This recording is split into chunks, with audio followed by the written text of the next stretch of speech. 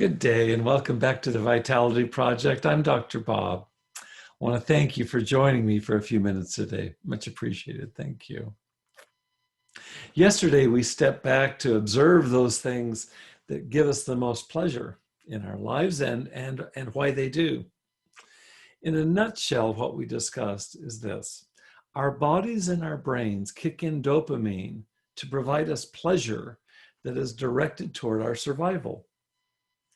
Food and sex, for example, are both highly desirable, both in terms of pleasure, the pleasure that they give, as well as our survival, whether as an individual or as a species, including the passing along of our DNA to the next generation. Does that make sense? But the plot thickens considerably when we introduce all addictive behaviors. Virtually all addictions, and notice what I'm going to say next, whether to substances or other compulsive behaviors, not just drugs, but other behaviors as well. Virtually all addictions hijack the body and the brain's natural system of rewards. And we've described that natural system of rewards as being mediated or managed by the dopamine in our bodies and brains.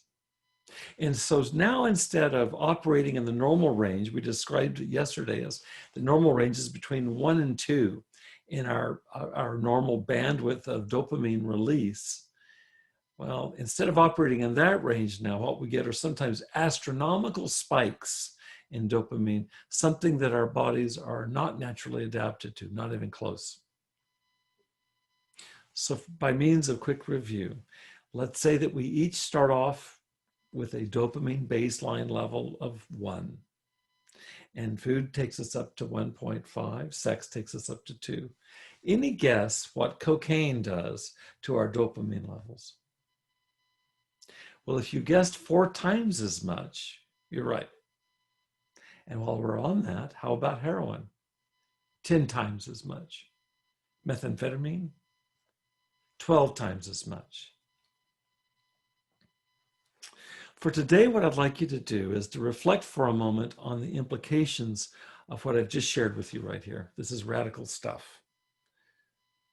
How does your understanding these huge spikes in dopamine that are tied into all addictive substances, I just named cocaine, heroin, and meth, huge spikes in dopamine tied to them, but also huge spikes tied into all addictive behaviors, everything from gambling to porn to video games and on and on. I want to know, how does this understanding impact your thoughts about your own frustrations in trying to manage or even stop unhealthy coping mechanisms, which is what we're talking about with addictions. These coping mechanisms in our lives that are self-destructive, and yet we can't. How does this information about dopamine spikes, exorbitant spikes, how does this affect your understanding of your own struggles with enslavement or addiction? Or for that matter, in the life of a loved one, if you've experienced it with a loved one.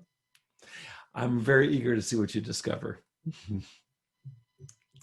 In the meantime, I want to thank you again for spending part of your day with me here at the Vitality Project.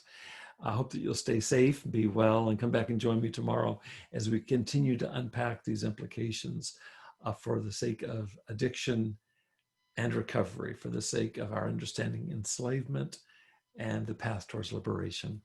Thanks again.